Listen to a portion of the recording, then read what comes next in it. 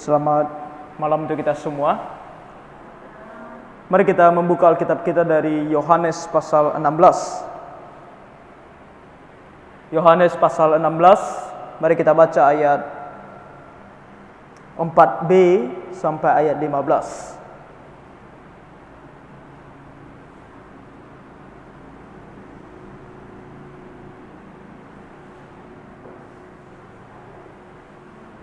Yohanes pasal 16.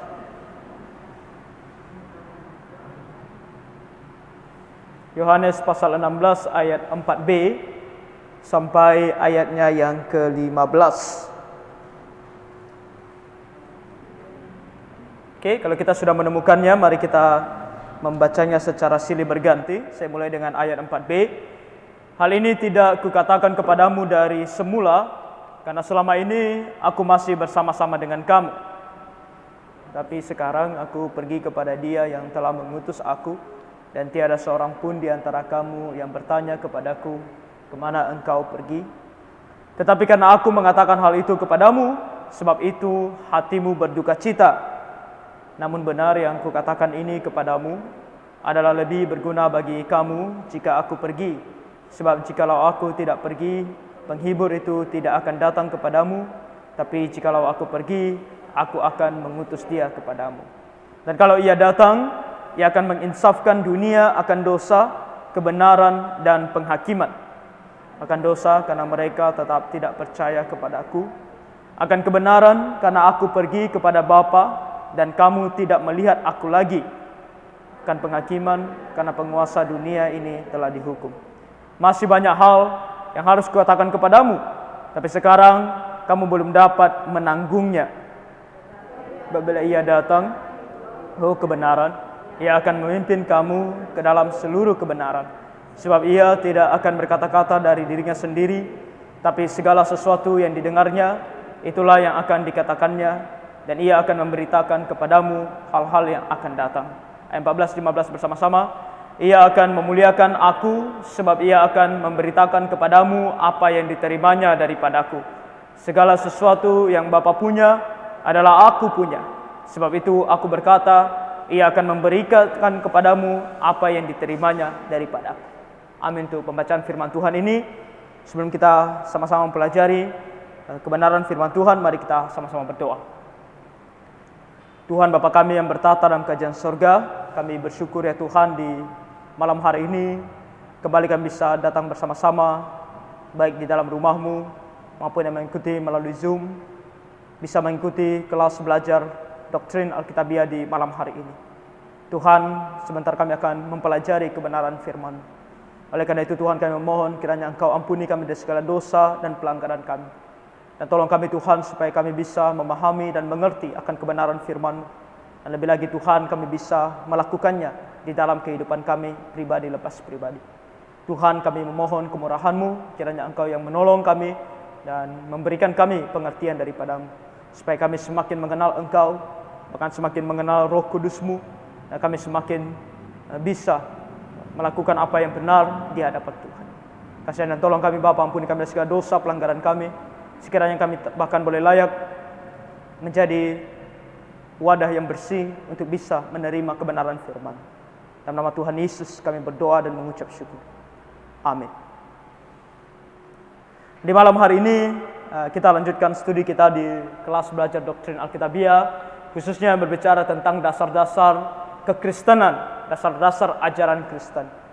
Dan malam hari ini, kalau Tuhan tolong, malam hari ini dan juga minggu depan kita akan fokus tentang satu doktrin yang bernama pneumatologi. Pneumatologi. Nah, pneumatologi adalah sebuah pembelajaran mengenai Roh Kudus. Malam hari ini kita akan cover sebenarnya ada 3 hal yang mau kita lihat. Tapi malam hari ini kita hanya akan melihat tentang kepribadiannya, yaitu khususnya mengenai apakah Roh Kudus itu seorang Allah atau tidak. Dan juga kita akan melihat pekerjaan.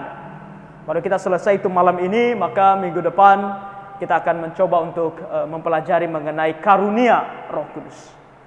Nah, mengenai Roh Kudus ada sesuatu hal yang harus kita pahami, khususnya di zaman sekarang ini. Karena begitu banyak ajaran-ajaran bahkan di dunia kekristenan yang mengenai Roh Kudus, yang kebanyakan mengajarkan hal-hal yang tidak benar mengenai Roh Kudus.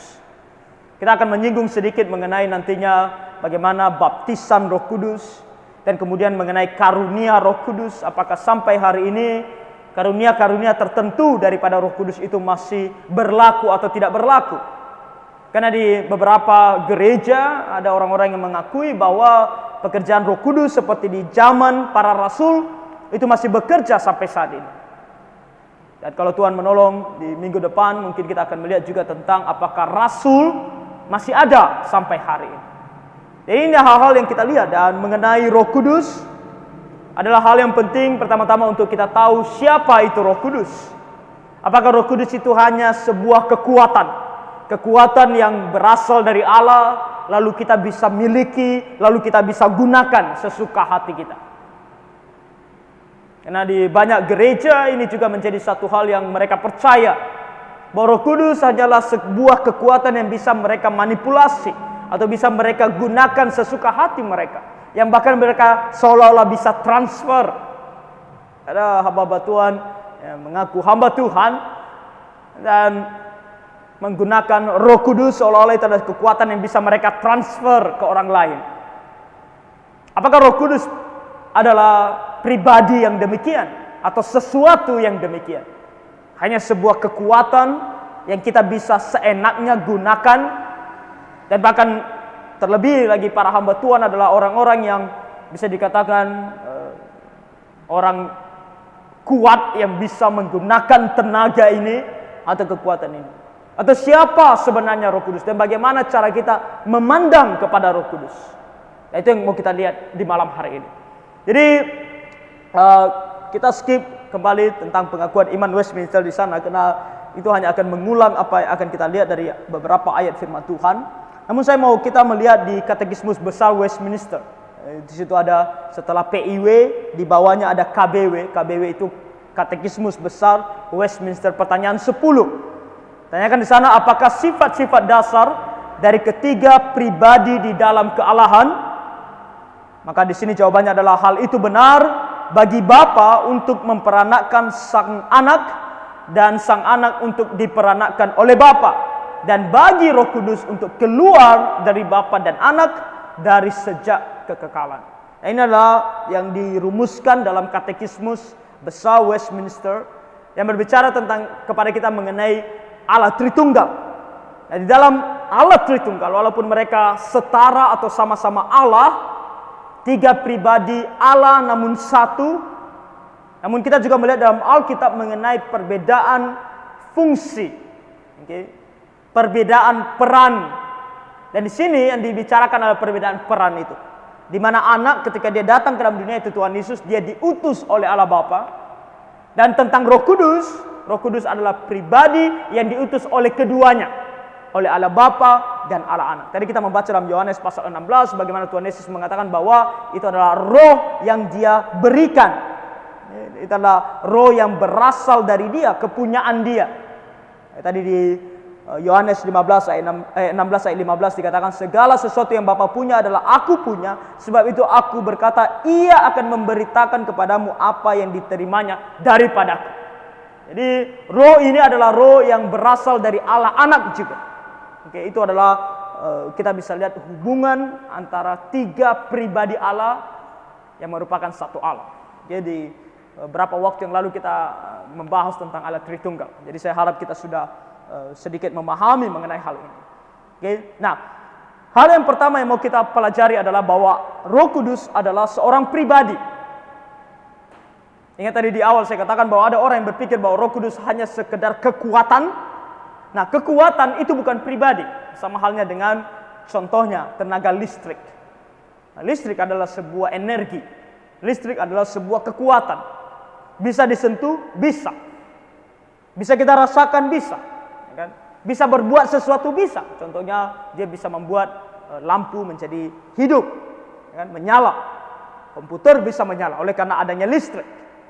Jadi listrik itu benar-benar ada. Dia memiliki kekuatan, iya. Dia memiliki kemampuan, betul. Tapi dia bukan pribadi. Karena kalau dikatakan seorang pribadi, berarti kita berbicara tentang seseorang bukan sebagai benda mati, tapi benda hidup yang sungguh-sungguh memiliki karakter, memiliki kepribadian, memiliki perasaan, memiliki rencana, memiliki tujuan. Nah, itu adalah seorang pribadi. Kalau listrik tak ada, listrik tidak akan berguna kalau tidak digunakan, ya kan? Baru lampu ini bisa menyala atau listrik bisa menyalakan lampu ini kalau kita hubungkan melalui kabel. Kalau kita tidak pernah hubungkan dia, listrik tidak mempunyai kemauan. Dia tidak berpikir, oh aku mau menyalakan lampu. Dia tidak melakukan itu karena dia bukan pribadi. Tapi Roh Kudus adalah seorang pribadi. Dia bukan hanya kekuatan yang akan berguna, akan bisa bekerja kalau ada yang melakukan atau yang menggunakan dia. Oke, Roh Kudus kita tahu itu memiliki sifat dari seorang pribadi karena dia memiliki beberapa hal ini. Satu, dia memiliki kecerdasan. Mari kita lihat 1 Korintus pasal 2. 1 Korintus pasal 2 ayat 10 dan 11. 1 Korintus pasal 2 ayat 10 dan 11 ini dikatakan, karena kepada kita Allah telah menyatakannya oleh Roh, sebab Roh menyelidiki segala sesuatu, bahkan hal-hal yang tersembunyi dalam diri Allah. Siapa gerangan di antara manusia yang tahu apa yang terdapat di dalam diri manusia selain roh manusia sendiri yang ada di dalam dia? Demikian pula lah tidak ada orang yang tahu apa yang terdapat di dalam diri Allah selain Roh Allah. Di sini kita melihat bahwa Roh Allah bukanlah sesuatu yang bukan pribadi, tapi dia adalah yang memiliki kecerdasan. Tapi kecerdasan ini pun bukan yang dia miliki bisa dikatakan demikian saja, tapi bahkan dikatakan di sini dia menyelidiki segala sesuatu. Dia secara aktif melakukan sesuatu. Di situ kita tahu dia adalah seorang pribadi, dia melakukan sesuatu. Lalu Roh Kudus juga memiliki pikiran. Kita lihat itu dalam Roma pasal 8. Kita buka Alkitab kita, Roma pasal 8. Roma pasal 8 ayat 27. Dia memiliki kecerdasan, dia juga memiliki pikiran. Roma 8 ayat 27. Dikatakan di sini, dan Allah yang menyelidiki hati nurani mengetahui maksud Roh itu, yaitu bahwa ia sesuai dengan kehendak Allah berdoa untuk orang-orang kudus. Jadi di sini kita melihat bahwa ada maksud. Maksud di sini adalah sebuah pikiran, sebuah planning, sesuatu yang dipikirkan secara matang dan dieksekusi. Jadi dia berpikir. Tidak seperti contohnya tadi listrik, memiliki kekuatan tapi tidak berpikir. Tapi Roh Kudus berpikir. Dia juga memiliki emosi. Kita lihat Efesus pasal 4. Efesus pasal 4 ayat 30.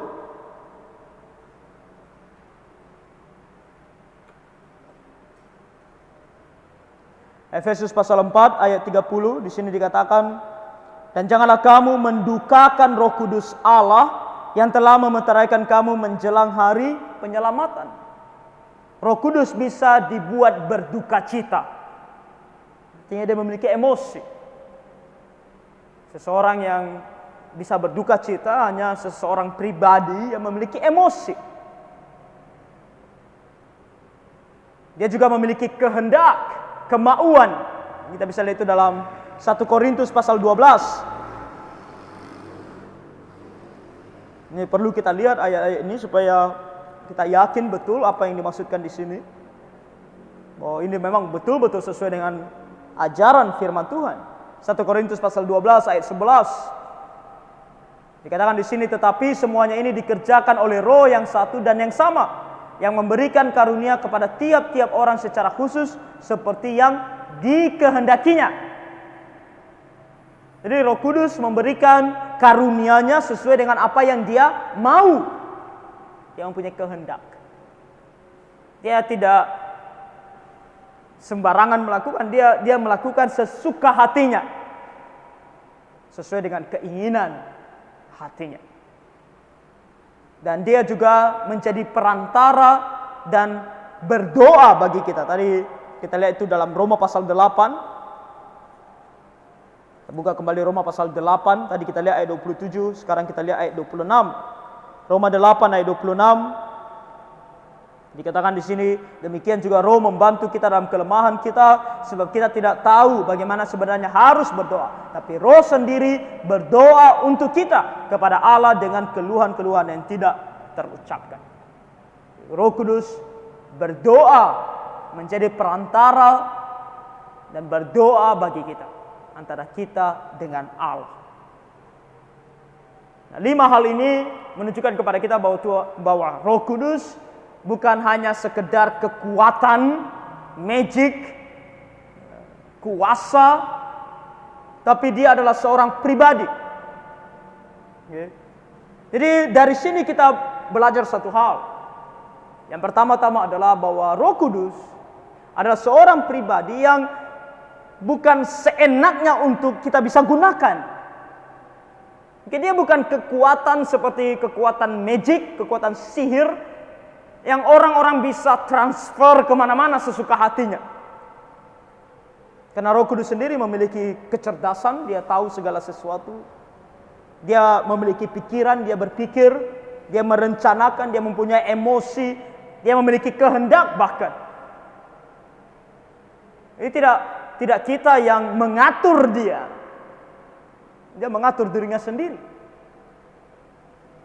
Makanya kalau ada orang-orang yang kelihatan hebat dengan mengatakan bahwa mereka bisa menurunkan Roh Kudus atas seseorang, itu adalah sesuatu hal yang tidak benar.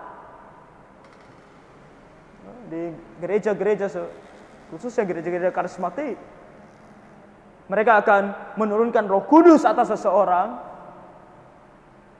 seolah-olah mereka adalah orang-orang yang bisa mengendalikan Roh Kudus. Mereka akan turunkan Roh Kudus atas seseorang dan buktinya nanti akan terjadi seperti orang-orang itu bisa mengucapkan omong kosong dan menggelepar seperti ayam kampung yang lagi dipotong lehernya. Apakah itu Roh Kudus? Nah, di sini kita belajar bahwa itu tidak mungkin Roh Kudus. Karena Roh Kudus sendiri memiliki kehendak dan dia mau memberikan karunia kepada siapa yang dia mau, bukan kepada siapa yang pendeta mau. Bukan. Kepada siapa yang dia mau. Itu bukan kita manusia yang mempunyai kuasa untuk membawa dia atau menurunkan dia atas seseorang. Dia bergerak sesuka hatinya karena dia memiliki kehendak. Dan di dalam Alkitab kita juga melihat bahwa bukan hanya dari dirinya dia menunjukkan bahwa dia adalah seorang pribadi, tapi juga bagaimana Roh Kudus diperlakukan sebagai seorang pribadi, dan kita melihat itu dalam Alkitab. Tadi kita mengetahui bahwa salah satu aspek yang dimiliki oleh Roh Kudus sebagai seorang pribadi adalah dia memiliki emosi, dia memiliki perasaan. Dan di sini kita melihat bagaimana orang melakukan sesuatu terhadap dia sebagai seorang pribadi. Kita lihat dalam Kisah Para Rasul pasal 5 ayat 5. Kisah Para Rasul pasal 5 ayat 5. Pertama-tama kita melihat bahwa Roh Kudus juga bisa didustai. Hanya seorang pribadi yang kita anggap bisa didustai. Tidak mungkin kekuatan bisa didustai, tapi seorang pribadi yang memiliki perasaan. Kisah Para Rasul pasal 5 ayat 3. Ketika disediakan, tapi Petrus berkata, Ananias, mengapa hatimu dikuasai iblis sehingga engkau mendustai Roh Kudus dan menahan sebagian dari hasil penjualan tanah itu. Roh Kudus adalah pribadi yang memiliki pengetahuan, memiliki perasaan. Kalau kamu menipu dia, kamu berdusta terhadap dia, kamu berbohong terhadap dia, karena dia adalah seorang pribadi. Juga dia bisa ditentang, dilawan.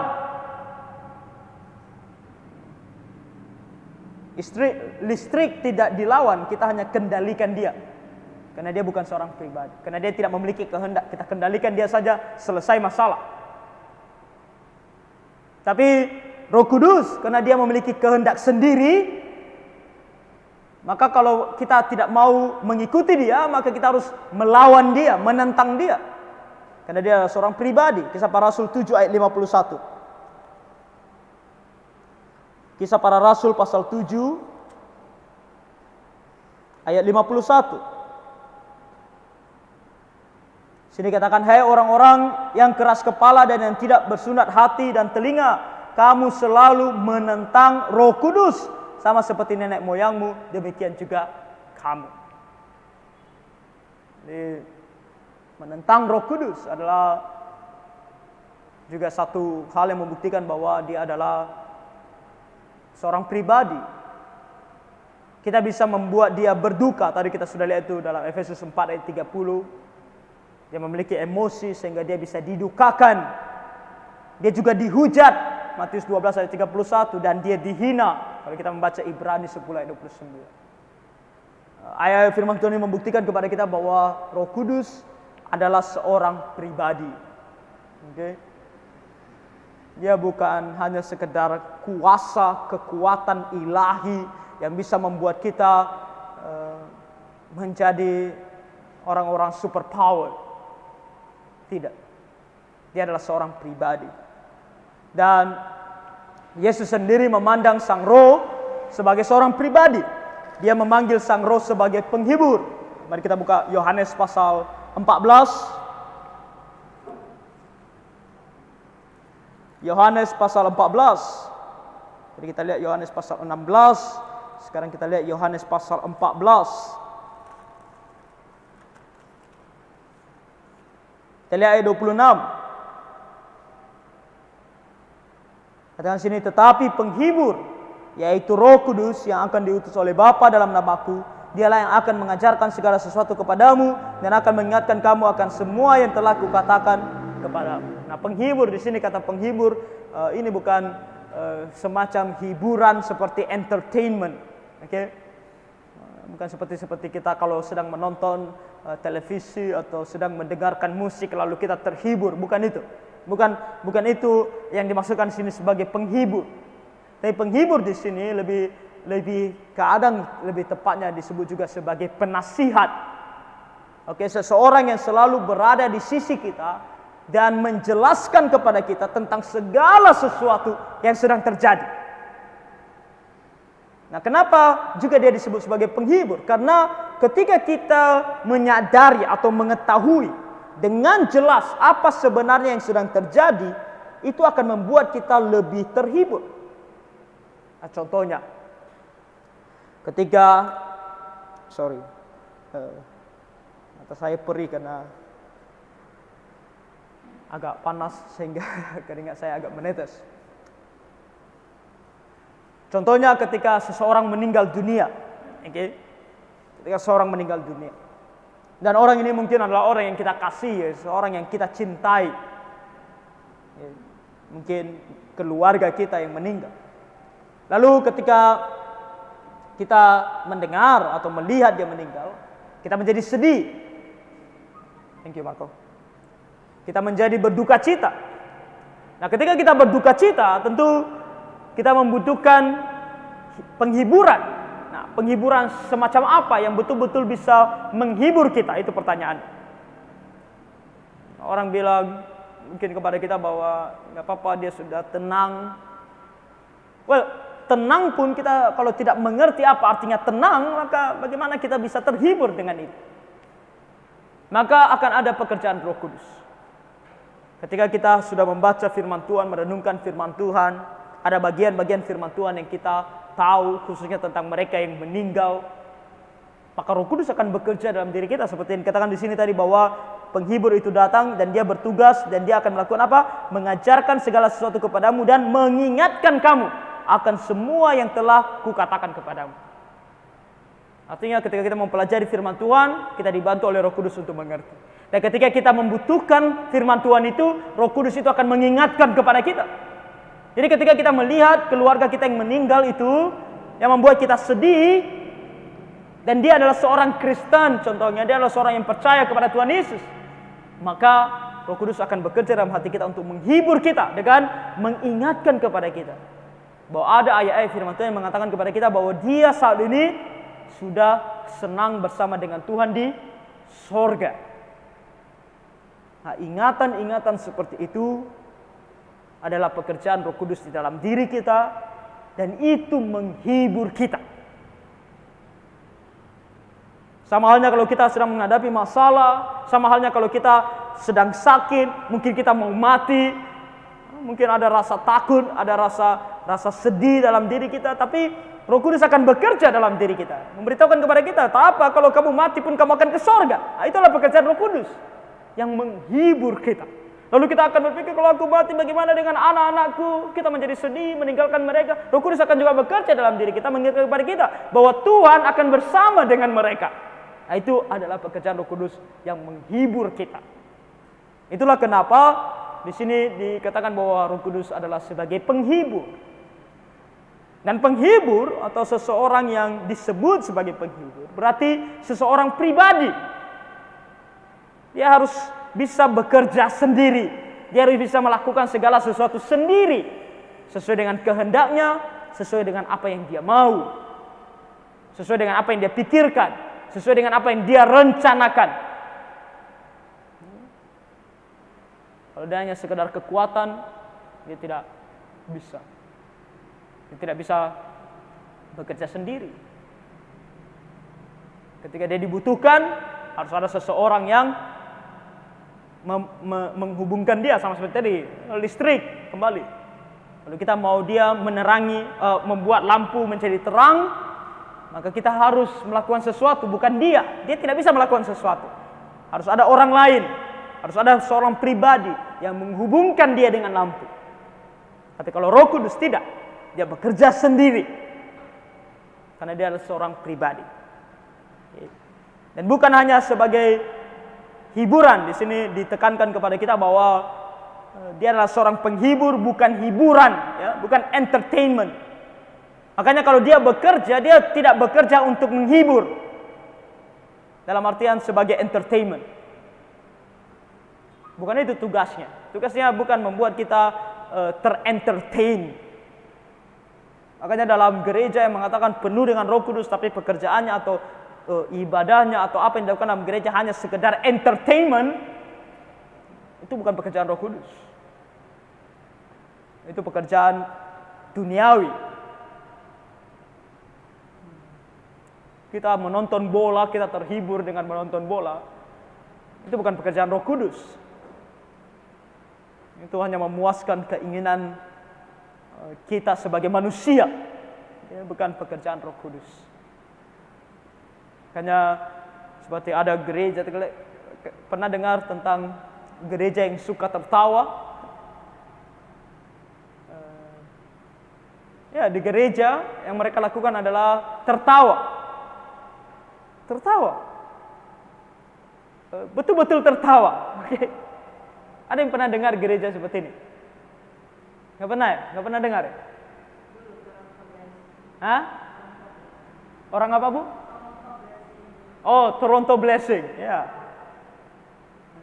Dan apa yang mereka lakukan? Yang mereka lakukan adalah mereka berkumpul bersama-sama dan mereka tertawa bersama-sama. Dan mereka katakan itu adalah pekerjaan Roh Kudus. Membuat mereka tertawa. Dan mereka merasa nyaman, mereka merasa senang. Ya, mereka akan merasa nyaman, mereka akan merasa senang. Itu bukan pekerjaan Roh Kudus. Kedagingan mereka dipuaskan, tapi tidak roh mereka.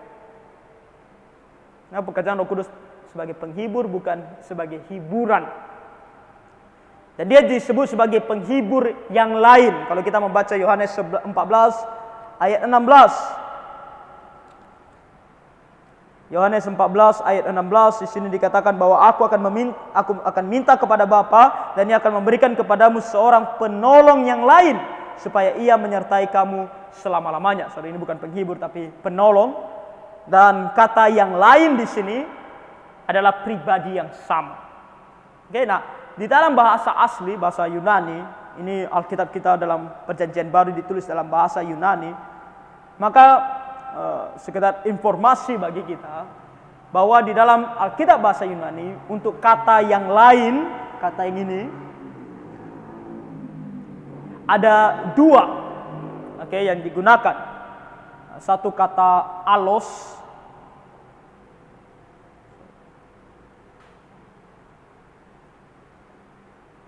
A-L-L-O-S. Saya tulis saya dalam bahasa Indonesia supaya kita bisa baca allos. Dan satu lagi,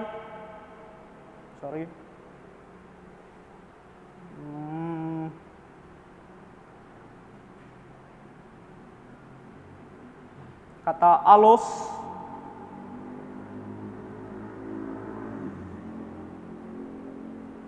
ini kena goyang. Sama satu lagi kata heteros, H-E-T-E-R-O-S. Nah, kenapa ini saya mau bawa? Karena tadi dikatakan di sini bahwa yang lain di sini adalah pribadi yang sama.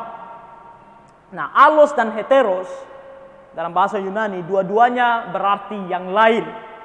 Tapi mereka memiliki perbedaan makna. Nah, allos itu kalau kita berbicara tentang yang lain tetapi esensinya sama. Contohnya si Johnson adalah seorang manusia, ya kan? Johnson kamu manusia kan? Ya, Johnson adalah seorang manusia. Dan dia mempunyai teman yang disebut sebagai yang lain atau orang lain bersama dengan dia. Nah, temannya ini kalau dia menggunakan kata allos, maka temannya ini harus seorang manusia juga. Dia seorang manusia juga. Jadi mereka sama-sama manusia, tapi dua pribadi yang berbeda. Tapi kalau kita berbicara tentang heteros, maka kita bisa bilang Johnson mempunyai teman yang lain. Nah, kalau kita menggunakan kata heteros, yang lain ini harus yang lain dalam artian esensi. Berarti bisa seekor binatang contohnya. Contohnya papi atau anak anjing, kan? Anak anjing juga bisa menjadi teman, ya kan? Ada manusia yang suka berteman dengan anjing. Jadi Johnson berjalan bersama dengan temannya yang lain. Nah, tapi teman yang lain ini bukan manusia, tapi binatang. Esensinya berbeda. Johnson adalah manusia, si anjing adalah binatang. Jadi ini berbeda.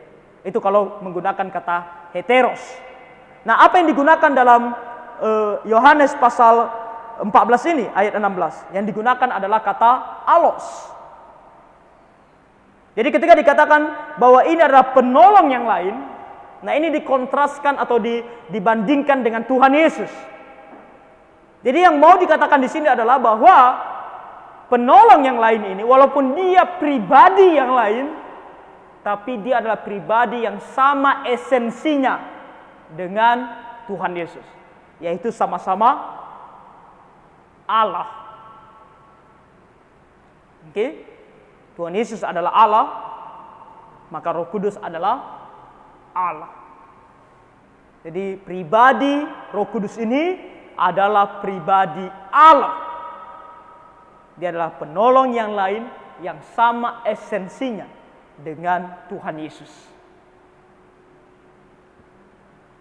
Makanya kita masuk kepada poin berikutnya mengenai kepribadian Roh Kudus, yaitu Roh Kudus selain dia adalah seorang pribadi, dia adalah seorang Allah. Dan kita bisa tahu itu dengan beberapa hal di sini. Dikatakan bahwa Roh Kudus memiliki semua sifat dari kealahan. Sifat-sifat yang hanya dimiliki oleh Allah ada di dalam diri Roh Kudus sebagai seorang pribadi. Kita melihat itu dalam 1 Korintus 2 ayat 11-12. Yang pertama, dia adalah Allah yang Maha Tahu. Nah, tadi kita sudah lihat, saya bacakan kembali bagi kita di sini 1 Korintus pasal 11 ayat 12, ayat 11 sampai 12. Pasal 2, 1 Korintus pasal 2 ayat 11 sampai 12. Sini dikatakan kepada kita, gerangan di antara manusia yang tahu apa yang terdapat di dalam diri manusia selain roh manusia sendiri yang ada di dalam dia. Demikian pula lah tidak ada orang yang tahu apa yang terdapat di dalam diri Allah selain roh Allah. Kita tidak menerima roh dunia, tetapi roh yang berasal dari Allah, supaya kita tahu apa yang dikaruniakan Allah kepada kita. Artinya yang hanya tahu mengenai segala sesuatu yang Allah tahu. Nah, kalau Allah sudah tahu, berarti dia tahu segala sesuatu, hanya roh Allah. Jadi pengetahuan Roh Kudus sama seperti pengetahuan Allah, yaitu tahu segala sesuatu, yaitu maha tahu. Roh Kudus maha tahu. Dia juga maha hadir. Kita bisa lihat dalam Mazmur pasal 139. Mazmur 139.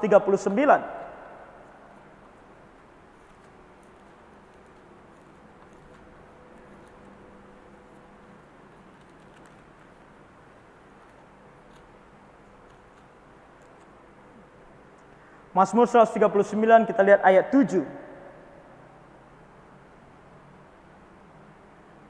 Katakan di sini, kemana aku dapat pergi menjauhi rohmu? Kemana aku dapat lari dari hadapanmu? Ini sebuah pertanyaan retorika. Kemana kita bisa pergi daripada roh Allah? Kita tidak akan pernah bisa pergi kemana-mana. Karena kita tidak akan pernah bisa sembunyi daripada roh Allah. Karena dia maha hadir. Dimanapun kita mau sembunyi, dia ada di sana.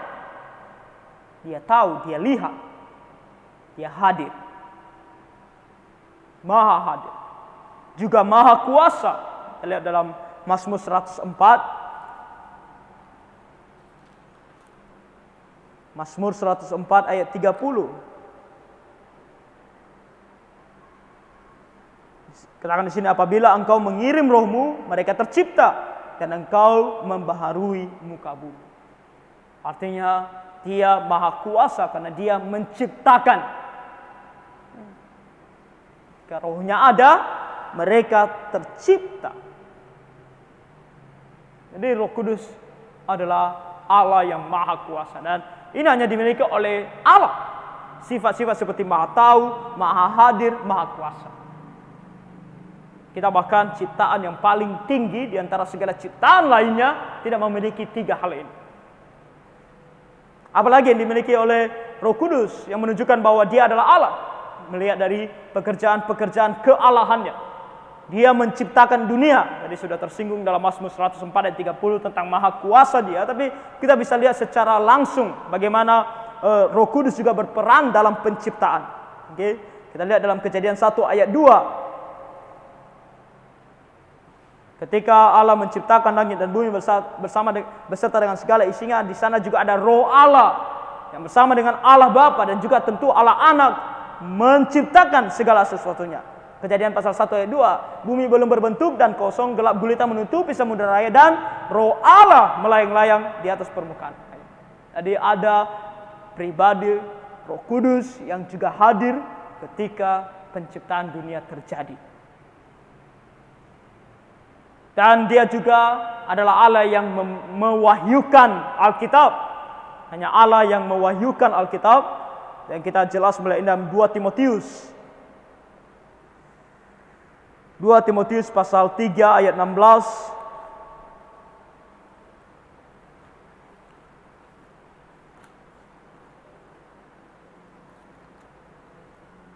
2 Timotius pasal 3 ayat 16. Dikatakan di sini, segala tulisan yang diilhamkan Allah memang bermanfaat untuk mengajar, untuk menyatakan kesalahan, untuk memperbaiki kelakuan dan untuk mendidik orang dalam kebenaran. Ini adalah tulisan yang diilhamkan. Ingat kembali kata diilhamkan berarti dinafaskan. Dan ini adalah pekerjaan Roh Kudus. Dan kita itu juga dalam 2 Petrus untuk membuat kita lebih jelas mengenai bagaimana Allah mewahyukan firman-Nya. Kita lihat dalam 2 Petrus pasal 1 ayat 21.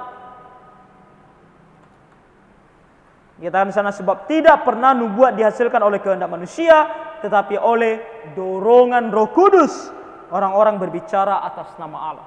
Jadi ketika mereka menulis Alkitab, para rasul menulis Alkitab, para nabi menulis Alkitab, mereka didorong oleh Roh Kudus. Nah, didorong di sini bukan didorong seperti yang kita pikirkan atau kita bayangkan orang didorong. Tapi di sini kata dorong di sini adalah kata yang sama dengan kata kalau kita bilang diangkat. Oke, diangkat.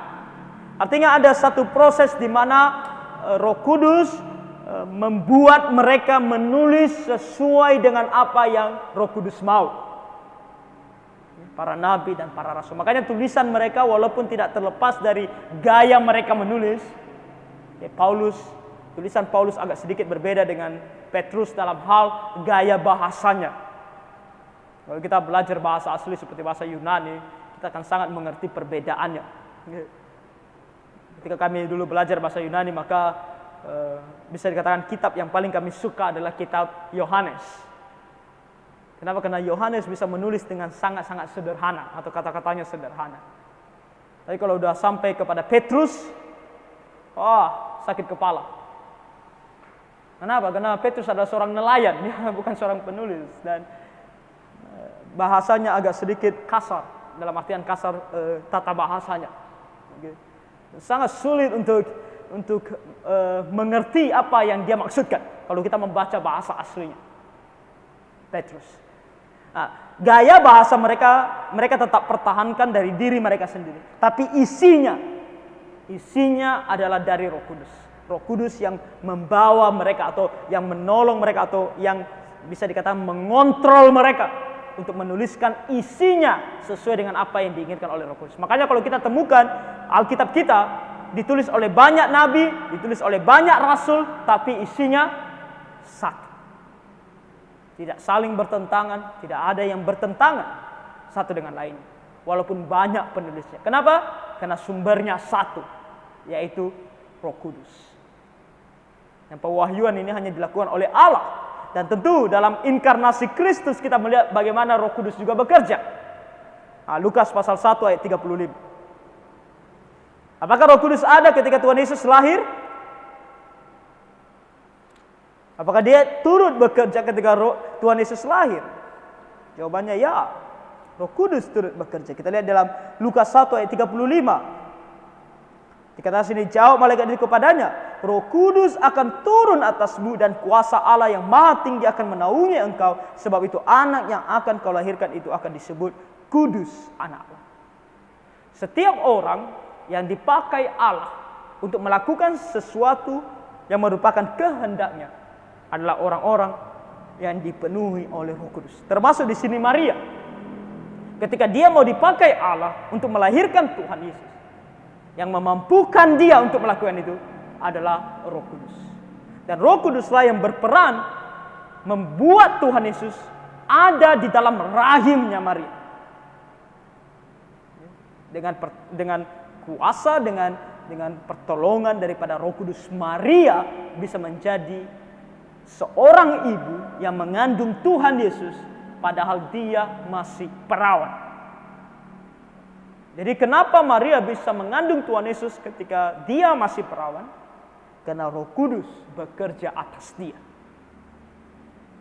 Okay? Dan itu hanya bisa dilakukan oleh Allah. Tidak ada manusia yang bisa melakukan itu. Hanya Allah yang bisa melakukan. Di sini kita melihat bahwa Roh Kudus bukan hanya sifat-sifatnya yang menunjukkan bahwa dia Allah, tapi juga pekerjaan-pekerjaannya. Dan kita juga melihat tentang hubungannya dengan kedua Allah lain. Yaitu maksudnya pribadi Allah yang lain, yaitu Allah Bapa dan Allah Anak. Ingat Allah Tritunggal, Allah Bapa, Allah Anak, Allah Roh Kudus, namun ketiganya tetap satu. Mereka bukan tiga Allah, tetapi satu Allah. Dan dari asosiasi atau hubungan mereka yang kita dapatkan dalam Alkitab, kita menemukan bahwa Roh Kudus adalah Allah. Karena pertama-tama dia juga dipanggil sebagai Yehova. Jadi Yehova itu dalam perjanjian lama bukan hanya tertuju kepada Allah Bapa, bukan juga hanya tertuju kepada Allah Anak, tapi juga tertuju kepada Allah ketiga atau pribadi Allah ketiga, yaitu Roh Kudus. Dan kita melihat itu dalam Kisah Para Rasul pasal 28.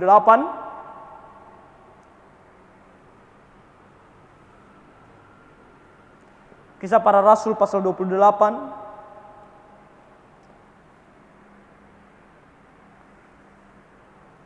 Ini Harusnya bukan pasal 28.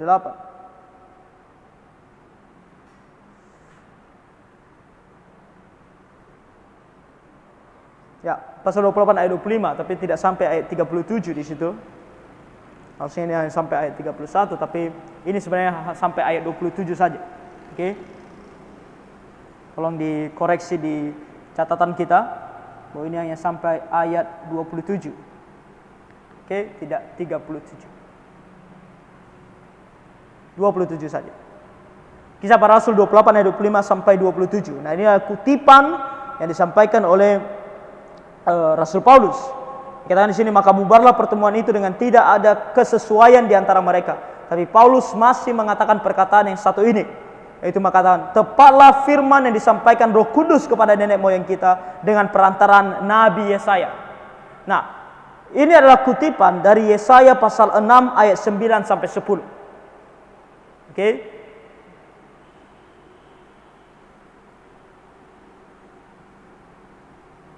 Oh, sorry.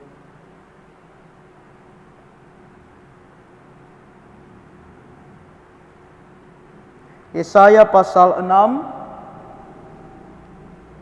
ayat 9 sampai 10. Oke. Yesaya pasal 6 ayat 9 sampai 10. Nah, kutipannya begini, dikutip oleh Rasul Paulus di ayat 26 sampai 27 di sini dalam Kisah Para Rasul pasal 28. Pergilah kepada bangsa ini dan katakanlah, kamu akan mendengar dan mendengar namun tidak mengerti, kamu akan melihat dan melihat namun tidak menanggap, sebab hati bangsa ini telah menebal dan telinganya berat mendengar dan matanya melekat tertutup, supaya jangan mereka melihat dengan matanya dan mendengar dengan telinganya dan mengerti dengan hatinya lalu berbalik sehingga aku menyembuhkan mereka. Nah, kalau kita lihat sedikit di Yesaya pasal 6, Yesaya pasal 6 ayat 9,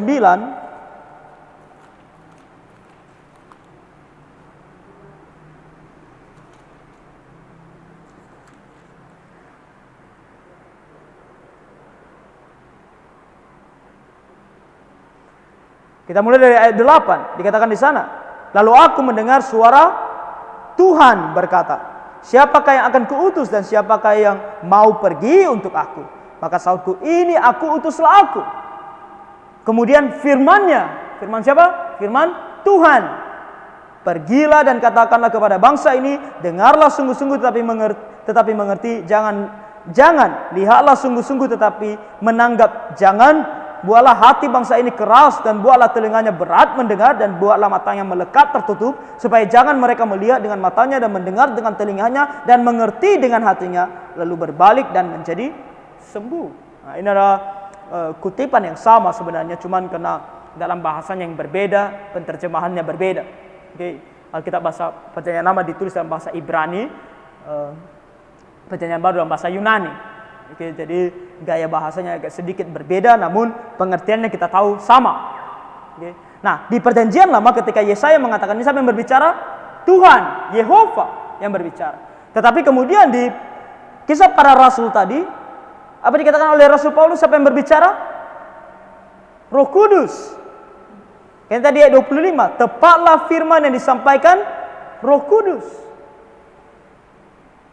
Di sini apa yang kita temukan? Yang kita temukan adalah bahwa Tuhan yang disebutkan dalam Perjanjian Lama juga adalah Tuhan yang sama ketika kita berbicara tentang Roh Kudus. Dia adalah Yehova, dia adalah Allah, dia adalah Tuhan sendiri. Okay. Dan tentu dia adalah pribadi ketiga dari Allah Tritunggal. Kita tahu itu dalam 1 Yohanes 5 ayat 7 khususnya. Ada 3 pribadi yang memberikan kesaksian di surga, yaitu Bapa, Firman, yaitu Anak, dan Roh Kudus. Ketiganya adalah satu Allah, 3 pribadi. Kita juga menemukan tentang nama-namanya. Dia disebut sebagai Roh Allah, dia disebut sebagai Roh Anaknya atau Roh Putranya, dia disebut sebagai Roh Bapamu dan Roh Kristus dan Roh Kudus. Nah, itu kita bisa lihat dalam ayat-ayat yang dicantumkan di sana. Bagaimana dia juga disebut sebagai dengan nama-nama ini. Lalu juga dikatakan bahwa ada kehormatan kealahan yang diberikan kepada dia. di mana dia bisa dihujat. Menghujat Roh Kudus adalah sama halnya dengan menghujat Allah. Nah, kita lihat dalam Markus pasal 3.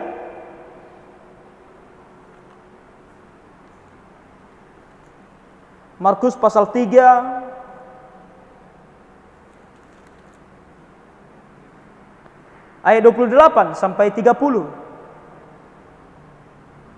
Katakan di sini, aku berkata kepadamu, sesungguhnya semua dosa dan hujat anak-anak manusia akan diampuni, ya semua hujat yang mereka ucapkan. Tapi apabila seorang menghujat Roh Kudus, ia tidak mendapat ampun selama-lamanya, melainkan bersalah karena berbuat dosa kekal.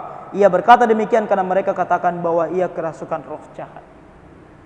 Sama seperti kalau kamu menghujat Allah, kamu tidak akan mendapatkan pengampunan. Begitu juga kalau kamu menghujat Roh Kudus, karena dia adalah Allah. Ya, tentu dalam Kisah Para Rasul 5 ayat 3 sampai 4 tadi kita sudah baca juga tentang berdusta terhadap Roh Kudus. Kalau kamu berdusta terhadap Roh Kudus, kamu sama halnya dengan berdusta terhadap Allah sendiri. Itu dikatakan oleh Rasul Petrus.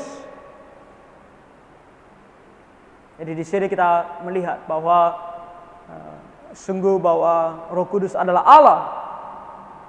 Dan kita juga melihat tentang bagaimana kesempurnaan kealahannya terlihat, yaitu ketika ketujuh roh Allah di dalam Alkitab, khususnya dalam Wahyu pasal 1 ayat 4, Yesaya pasal 11 ayat 2, kita bisa baca itu mengenai ketujuh roh Allah. Itu menunjukkan tentang kesempurnaan.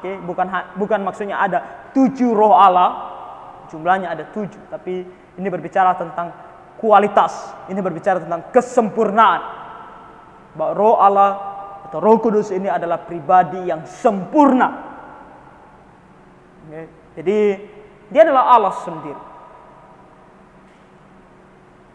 Di sini kita melihat bahwa Roh Kudus adalah seorang pribadi, dia juga adalah seorang Allah. Dan kalau ini benar, dan kita sudah membacanya dalam Alkitab, maka kembali kita harus memandang dia sebagai Allah. Jangan mudah tertipu dengan mereka yang seolah-olah begitu luar biasa bisa menurunkan Roh Kudus terhadap seseorang. Ini adalah sesuatu hal yang tidak benar. Kenapa? Karena dia adalah Allah. Bagaimana mungkin kita sebagai manusia bisa menurunkan Allah atas seseorang? Masuk tidak di akal kita. Bahwa kita ini manusia, dia adalah pribadi Allah, tapi kita yang mengatur dia, kemana kita mau taruh dia. Makanya adalah suatu hal yang tidak bisa diterima ketika ada seorang mengaku sebagai hamba Tuhan, lalu yang dia lakukan adalah ketika orang datang, dia memanggil Roh Kudus untuk turun atas orang tersebut. Pertanyaan adalah, siapa dia yang melakukan itu? Apakah dia lebih tinggi daripada Allah? Suatu hal yang tidak masuk akal. Makanya kita tidak percaya bahwa itu adalah roh Allah. Ditambah lagi nanti respon dari orang-orang yang katanya menerima Roh Kudus itu. Respon mereka bukan seperti sedang dipenuhi oleh Roh Kudus. Tapi kami sering mengatakan bahwa respon mereka seperti orang-orang yang dipenuhi oleh roh kuda. Mereka akan meloncat-loncat seperti kuda gila. Itu yang terjadi dengan mereka. Kalau Roh Kudus bekerja dalam diri seseorang, apa yang terjadi dengan orang tersebut? Dia akan menjadi tenang. Dia akan menjadi orang yang bijaksana. Dia akan menjadi orang yang betul-betul bisa menguasai dirinya. Lihat di dalam Alkitab ketika Tuhan Yesus menyembuhkan orang yang kerasukan setan. Ketika dia kerasukan setan, apa yang terjadi dengan dia? Dia akan meloncat-loncat, dia akan menggelepar-gelepar. Tidak jarang ada yang bahkan meloncat ke dalam api. Sangat tidak sadarkan diri. Tapi ketika Tuhan Yesus sudah menyembuhkan dia, membuat dia selamat, berarti Roh Kudus masuk dalam dirinya. Apa yang terjadi dengan orang itu? Dia menjadi tenang. Dia menjadi diam. Dia bisa menguasai dirinya. Nah, itu yang namanya dipenuhi oleh Roh Kudus. Tapi yang kita lihat adalah banyak orang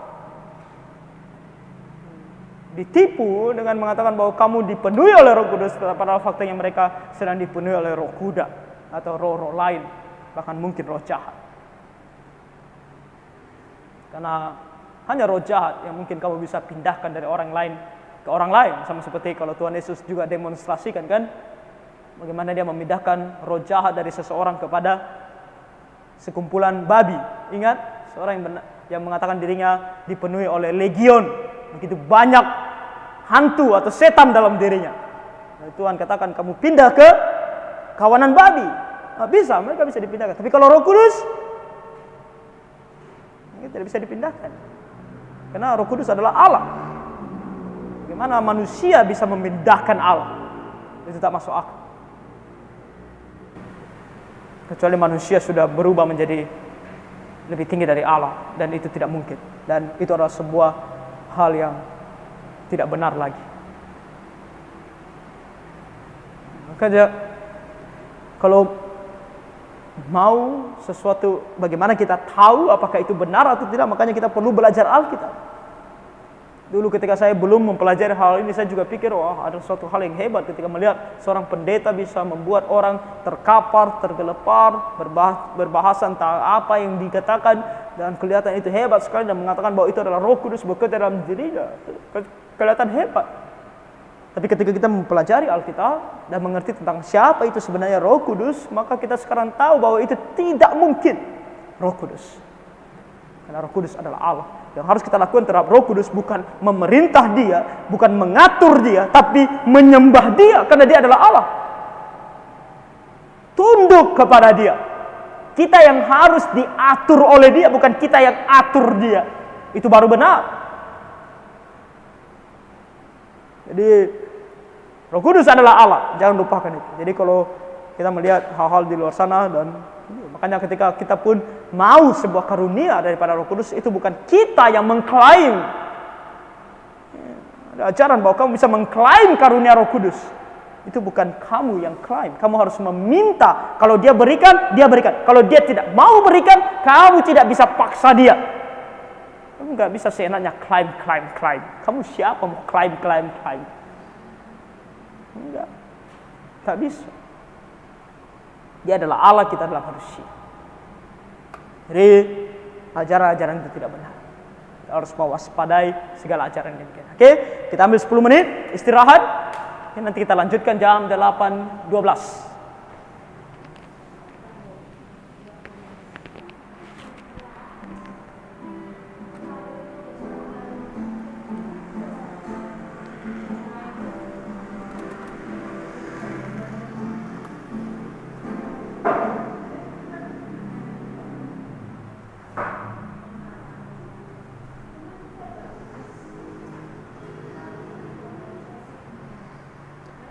Oke, kita lanjutkan ya.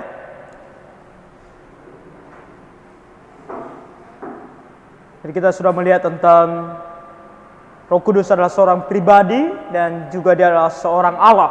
Oke, dia bukan hanya sekedar pribadi dalam artian pribadi manusia, tapi dia adalah seorang Allah. Jadi kita harus memandang dia dan tahu bahwa dia betul adalah Allah. Jadi tidak sembarangan seharusnya manusia berbicara tentang Roh Kudus. Sama seperti kalau kita berbicara tentang Allah Bapa, sama seperti kalau kita berbicara tentang Allah Anak. Tidak sembarangan untuk kita bisa melakukan apa yang kita mau terhadap mereka. Karena mereka ada 3 pribadi Allah yang satu. Oke. Dan kita melihat sedikit di sini tentang prosesi kekekalan dari Roh Kudus, atau yang kita mau lihat adalah tentang bagaimana Roh Kudus adalah makhluk yang kekal, dia adalah Allah yang kekal. Dia bukan Allah yang tiba-tiba ada, dia bukan pribadi yang baru ada ketika Bapa atau Allah Anak mengutus dia ke dalam dunia. Dia bukan ada hanya setelah Pentakosta, itu Kisah Para Rasul pasal 2. Tapi dia adalah Allah yang kekal. Oke, Roh Kudus adalah makhluk yang kekal. Kita lihat itu dalam Ibrani pasal 9 ayat 14.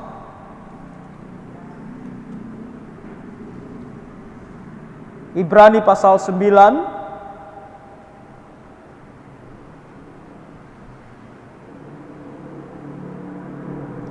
ayat 14.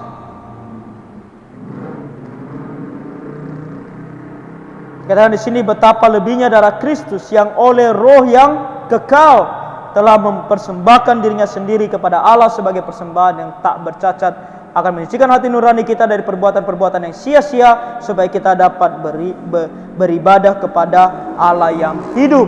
Di sini jelas dikatakan bahwa Roh Kudus adalah Roh yang kekal. Oke, dia ada sejak kekekalan yang lalu dan dia akan tetap ada sampai kekekalan masa depan. Kembali kita berbicara tentang kekekalan yang lalu dan kekekalan masa depan. Kita sedang berbicara tentang kekekalan sebelum dunia ada dan kekekalan setelah dunia tidak ada.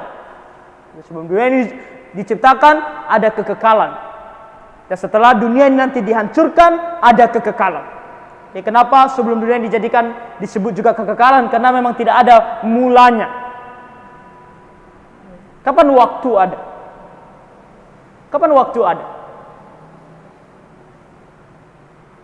Regano, kapan waktu itu ada? Menurut kamu?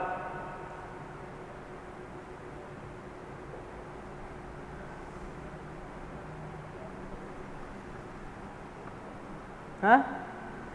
Kapan waktu itu dihitung? Mulai dihitung, mulai ada yang namanya waktu.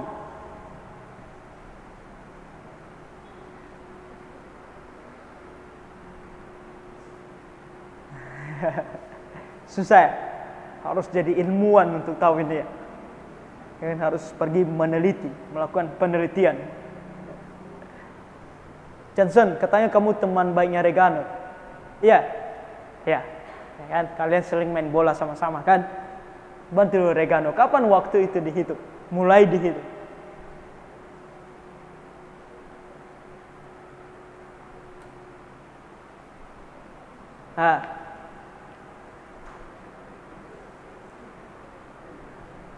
Kamu mau minta tolong siapa untuk bantu?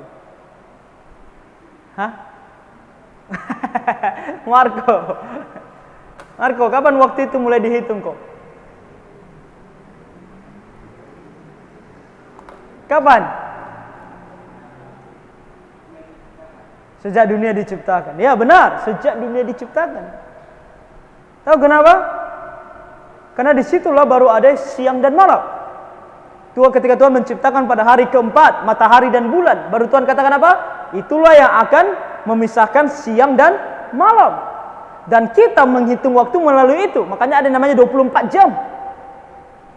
Dan itu mengikuti siklus matahari dan bulan. Jadi waktu baru ada ketika dunia diciptakan. Sebelum dunia diciptakan apakah ada waktu? Tak ada. Karena Allah tak ada batasan waktu. Tak ada permulaan. Makanya disebut sebagai kekekalan sebelum dunia dijadikan. Dan nanti ketika dunia ini sudah dimusnahkan dan kita hidup bersama dengan Tuhan di sorga juga tidak ada waktu. Karena dalam Alkitab kita menemukan bahwa di sorga tidak ada malam, tidak ada gelap. Jadi kita tidak perlu menghitung ini jam berapa nih sekarang. Apakah ini sudah waktunya tidur atau bukan? Tak perlu lagi. Maka itu juga disebut sebagai kekekalan. Betapa saya merindukan sorga. Kamu gak perlu tidur. Ya kan? Orang yang tidak suka tidur pasti mau ke sorga. Ada di sorga kamu tak perlu tidur. Ya kan? Senang tidak tak perlu tidur? Rindu, kamu suka tidur ya? Hah? Jangan saya suka tidur. Suka pun tak perlu. Ya kan? Johnson mau tidur pasti karena dia lelah, ya kan Johnson? Kalau udah tidur nggak bisa diganggu ya, nggak bisa diganggu. Di surga kita tidak perlu, karena tidak ada malam di sana. Dan tubuh kita bukan tubuh seperti ini yang setelah bermain bola berapa lama kita lelah. Kita tidak akan lelah. Kita tidak akan pernah ngantuk. Kita tidak akan pernah lelah. Tubuh kita adalah tubuh yang sempurna. Mudah-mudahan segera. Oke, jadi itu yang terjadi. Dan makanya di sini ini sekilas mengenai itu, karena kita melihat bahwa Roh Kudus adalah Roh yang kekal. Itu yang maksudnya. Sang Roh Kudus adalah sama di dalam hakikatnya dengan Sang Bapa dan Sang Anak. Roh Kudus adalah Allah. Jadi kita sudah melihat itu. Roh Kudus berada di bawah Sang Bapa dan Sang Anak. Ini dalam hal fungsi. Oke.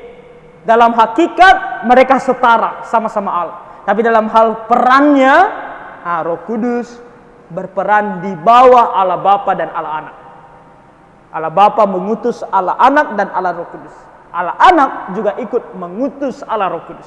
Allah Roh Kudus diutus oleh Allah Bapa dan Allah Anak diutus oleh Allah Bapa.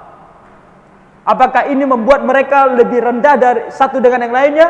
Tidak, secara esensi tetap sama-sama Allah, tapi hanya dalam perannya. Sama seperti kita, manusia. Suami dan istri mempunyai peran masing-masing.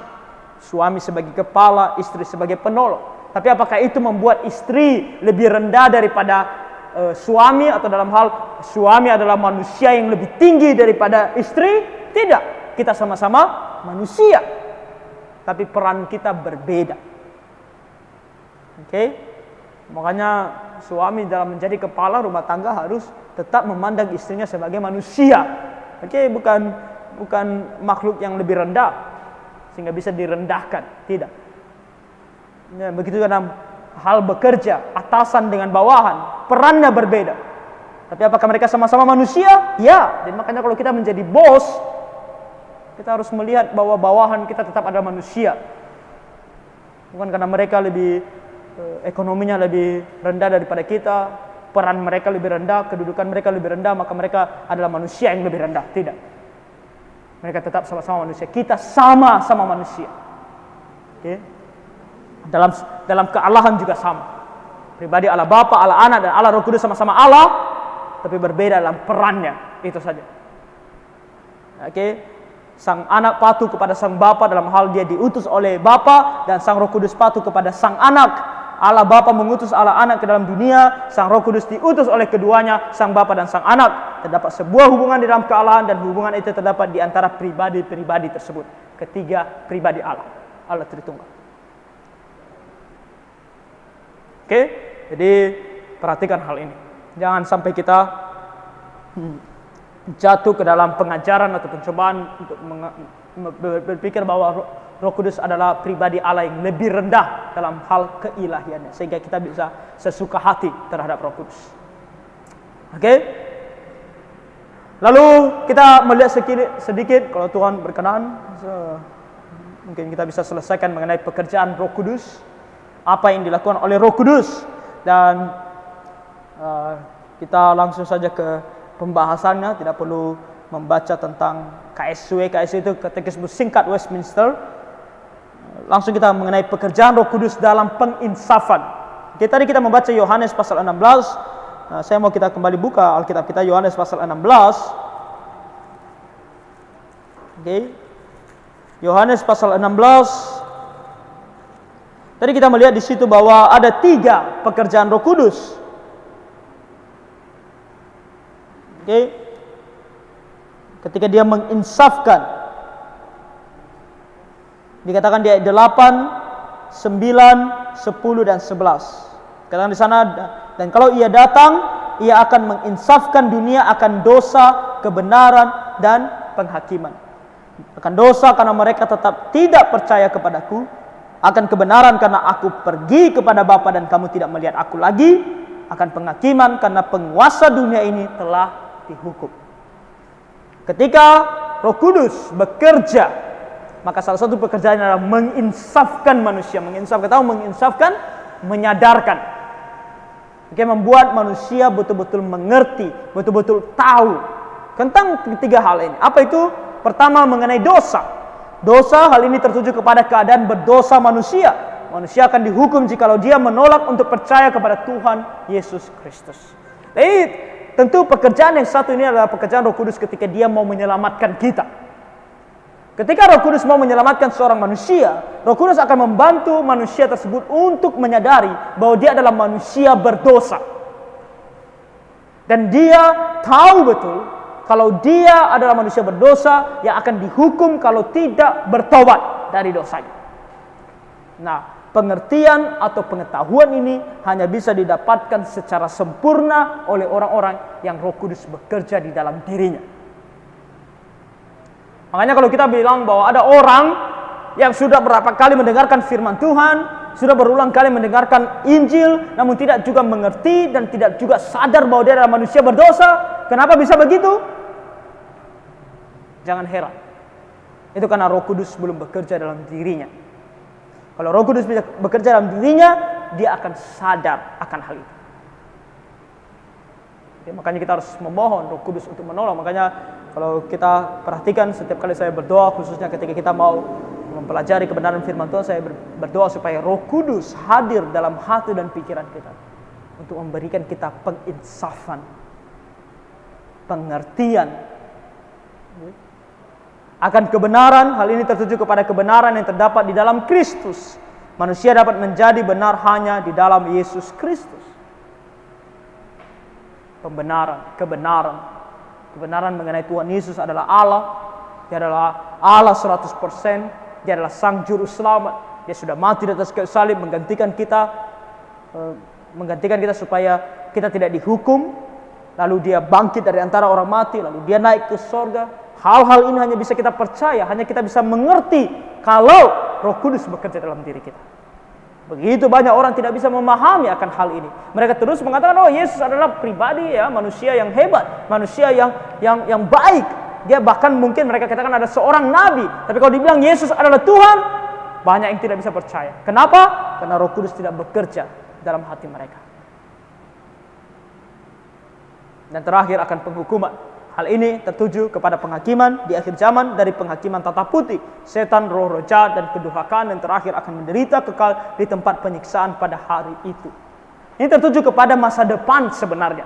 Ketika Tuhan Yesus datang kembali, ketika Tuhan Yesus akan menghukum si iblis, si setan. Tapi kalau tadi kita membaca, menarik sekali, Yohanes pasal 16 ayat yang ke-11. Dikatakan di sana akan penghakiman karena penguasa dunia ini telah dihukum. Jadi, apakah akhir zaman sudah terjadi atau belum?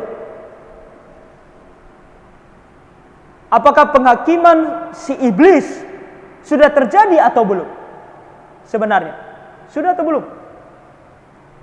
Dalam kitab Wahyu kita tahu bahwa itu belum terjadi. Itu terjadi di masa yang akan datang, ketika Tuhan Yesus datang kembali. Tapi di sini dikatakan bahwa itu telah terjadi. Nah, jadi mana yang benar? Sudah atau belum?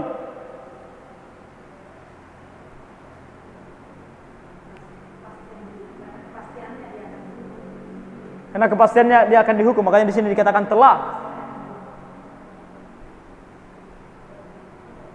Ica, kamu ngerti apa maksud Ibu Suparti? Hah? Ngerti nggak? Kira-kira apa maksud Ibu Suparti? Ibu Suparti bilang di sini menggunakan kata telah karena kepastian bahwa dia sudah pasti akan dihukum. Paham Ica? Hah? Sudah berlaku. Kalau berlaku berarti sudah terjadi. Sudah terjadi, berarti iblis sudah dihukum. Hah?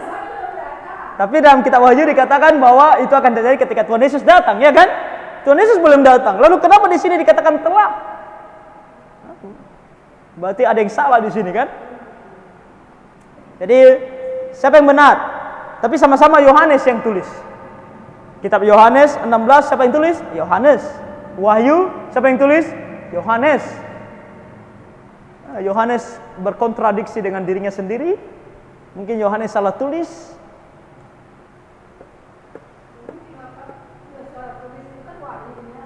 Nggak mungkin dia salah tulis, kan?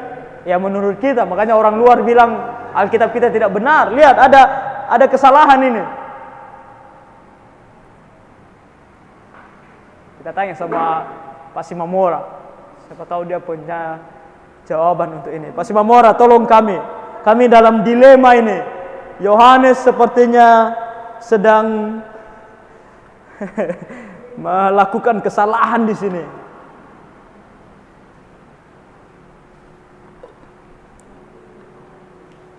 Apakah Pak Simamora bisa membantu kami supaya kami tidak meragukan Yohanes di sini?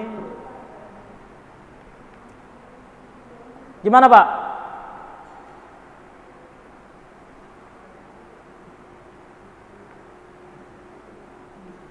Hah? Di sini Yohanes bilang telah dihukum. Padahal kalau kita membaca contohnya kita Wahyu berbicara tentang iblis akan dihukum ketika Tuhan Yesus datang. Nah, itu kita lihat dalam Wahyu pasal 20. Setelah kerajaan 1000 tahun, ayat 7, Wahyu pasal 20 ayat 7 sampai 10, di sanalah iblis akan dihukum. Baru ada namanya hukuman terakhir ayat 11 sampai 15. Nah, itu akan terjadi, itu yang dimasukkan di sini penghakiman yang dimaksudkan. Lalu kalau Wahyu mengatakan itu baru terjadi ketika Tuhan Yesus datang kembali, lalu kenapa di sini dikatakan telah dihukum?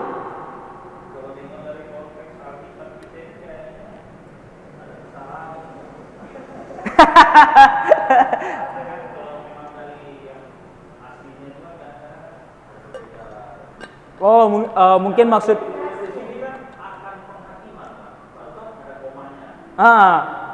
berarti salah ini.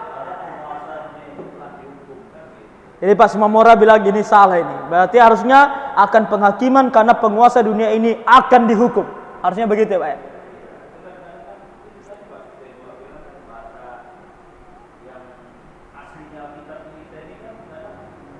Oh, oke. Maksud Pak Simamora adalah karena ini terjemahannya yang salah. Terjemahannya mungkin salah ini. Nah, kita jangan memungkin-mungkinkan ya. Mari kita lihat apa kata bahasa aslinya. Oke, saya buka aja di sini di Yohanes pasal 16 ayat 11. Biar saya cek ya apa kata bahasa aslinya di sini.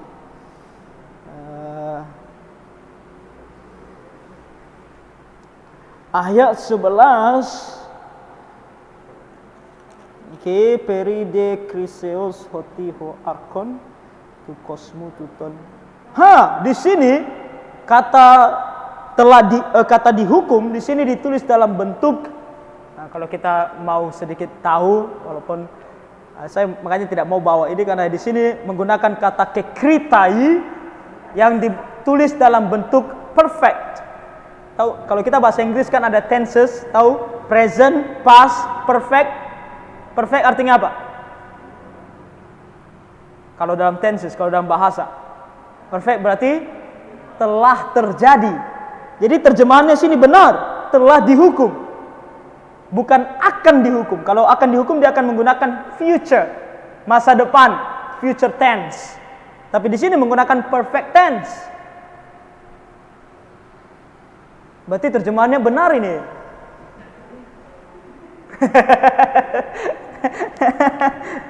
Bagaimana ini? Memang betul-betul berarti salah Yohanes yang tulis ini. Kita tanya Profesor Marco. Dia diam-diam aja di belakang itu, kayaknya dia sudah melihat jawaban yang tadi mana. Marco, silakan beritahukan kami, tolong kami dulu. Kami sudah mulai ragu ini, mana yang benar, mana yang salah ini. Marco, silakan.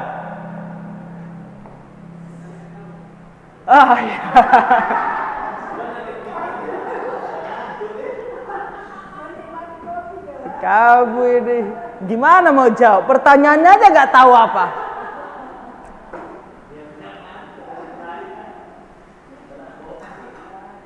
No, jawabannya tidak ada yang salah. Oke, tidak ada yang salah. Yohanes tidak sedang bertentangan dengan dirinya sendiri di sini. Tapi ini ada kaitannya dengan apa yang dikatakan oleh Ibu Suparti tadi, yaitu mengenai apa tadi Bu? Kepastian. Artinya di dalam Alkitab banyak, bukan hanya ini, banyak kejadian di mana ketika Allah berbicara tentang masa depan, dia tidak menggunakan future tense. Dia tidak menuliskannya dalam bentuk akan, tapi dia menuliskannya dalam bentuk telah, perfect tense. Kenapa? Karena sesuatu yang Allah rencanakan bagi Allah itu sama halnya telah terjadi. Kenapa? Karena itu pasti terjadi. Itu tidak akan bisa digoyahkan, itu tidak akan bisa dipindahkan, itu tidak akan bisa diubah. Karena Allah sudah tetapkan. Dan Allah adalah Allah yang konsisten, dia sendiri tidak berubah. Salah satu karakter Allah, Allah tidak berubah. Jadi ketika dia dikatakan di sini penghakiman, ini adalah berbicara tentang ketika Roh Kudus bekerja dalam diri kita, memberitahukan kita tentang penghakiman. Dia berbicara tentang penghakiman yang pasti akan terjadi. Bukan penghakiman main-main. Bukan penghakiman hanya sekedar menakut-nakuti. Oke? Neraka itu bukan cara Tuhan menakut-nakuti, bukan. Makanya kita tidak menakut-nakuti orang dengan neraka. Kita bukan sedang menakut-nakuti. Kalau kita berbicara tentang ada neraka, kita bukan sedang menakut-nakuti. Kita berbicara tentang fakta yang akan betul terjadi. Nah, makanya Allah katakan ini telah terjadi. Artinya di hadapan Allah, walaupun ini terjadi di masa yang akan datang, ini sama halnya sudah terjadi. Karena pasti akan terjadi. Dan di dalam Alkitab, bukan hanya Allah yang tahu ini. Iblis juga tahu. Dalam satu kejadian ketika ada yang kerasukan setan, ketika Tuhan Yesus datang, apa dikatakan si setan kepada Tuhan Yesus? Apa yang mau kamu lakukan terhadap kami? Apakah engkau akan menghukum kami sebelum waktunya? Iblis saja tahu. Kenapa? Karena Tuhan sudah beritahukan kepada dia, kamu suatu hari akan dihukum. Dan dia betul tahu, ini pasti akan terjadi. Makanya dia bilang sama Tuhan Yesus, ini belum waktunya. Kenapa kamu menghukum kami pada sebelum waktunya? Tuhan Yesus bilang, aku tidak mau menghukum kalian, tapi aku mau mengusir kalian. Jadi tidak ada yang salah, ya. Kembali, Alkitab tidak pernah salah. Yohanes tidak ada salah di sini. Dia benar untuk mengatakan bahwa penghakiman karena penguasa dunia ini telah dihukum. Kita yang salah. Manusia selalu salah. Benar. Makanya dalam Alkitab dikatakan manusia selalu salah. Manusia adalah pembohong. Nah, itu kata Alkitab.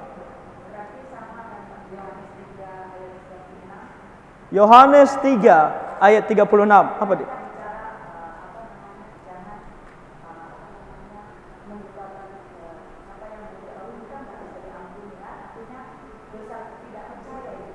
Ya, di sini katakan barang siapa percaya kepada anak, ia beroleh hidup yang kekal. Tapi barang siapa tidak taat kepada anak, ia tidak akan melihat hidup, melainkan murka Allah tetap ada di atasnya.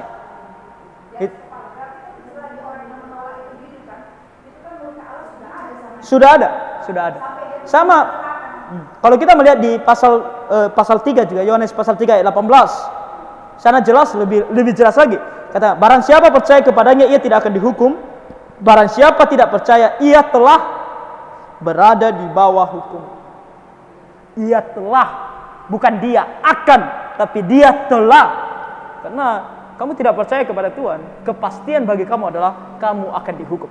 Dan kamu tidak akan terlepas dari penghukuman kalau kamu tidak percaya kepada Allah.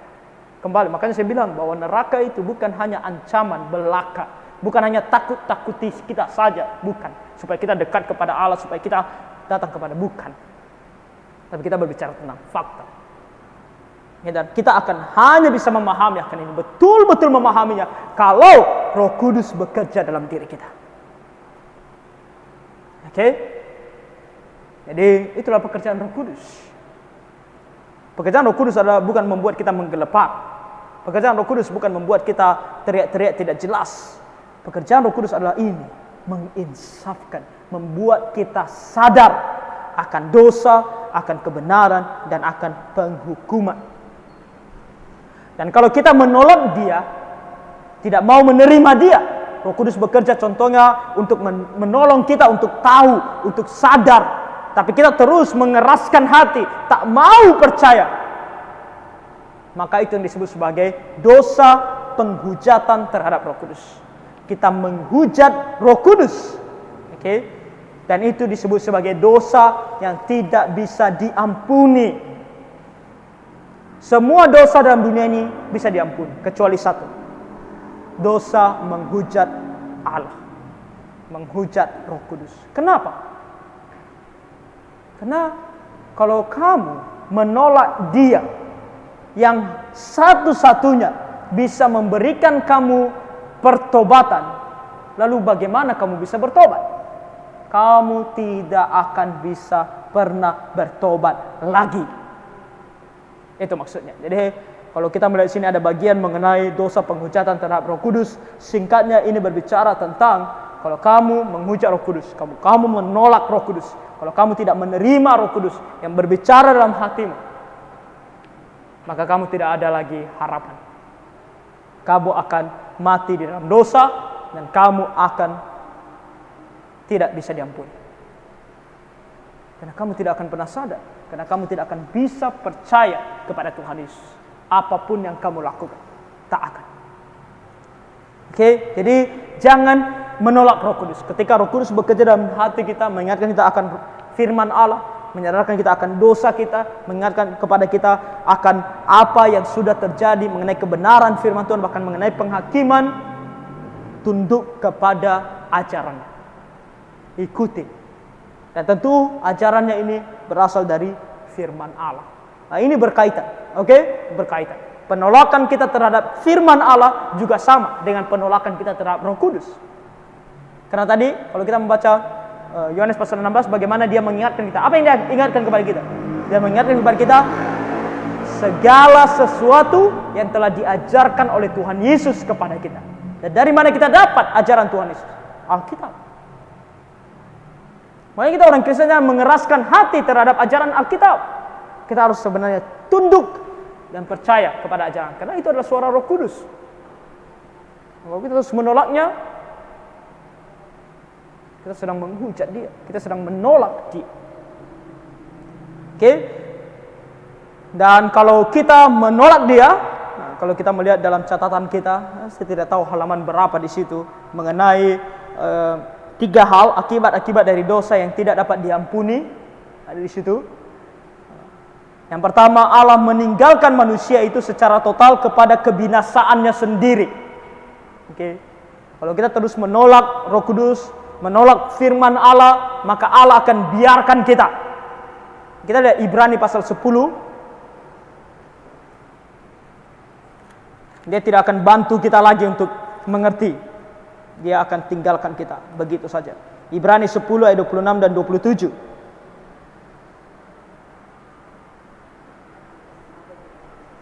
Katakan di sana, sebab jika kita sengaja berbuat dosa sesudah memperoleh pengetahuan tentang kebenaran, maka tidak ada lagi korban untuk menghapus dosa kita. Tapi yang ada ialah kematian yang mengerikan akan penghakiman dan api yang dahsyat yang akan menghanguskan semua orang durhaka. Jadi kalau Tuhan sudah bekerja, memberitahukan kepada kita kebenaran melalui firman-Nya dan melalui Roh-Nya, kita tetap mengeraskan hati, tidak mau percaya, maka tidak ada harapan. Dia akan tinggalkan kita. Dan ketika dia tinggalkan kita, bagian kita hanya satu, penghukuman. Makanya hati-hati dengan kita mengatakan diri kita orang Kristen, tapi kita terus menolak firman Allah.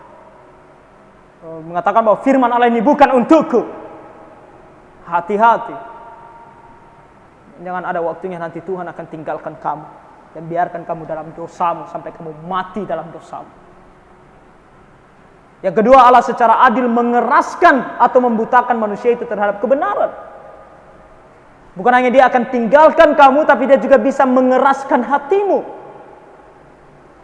Kita lihat Matius pasal 13 ayat 15.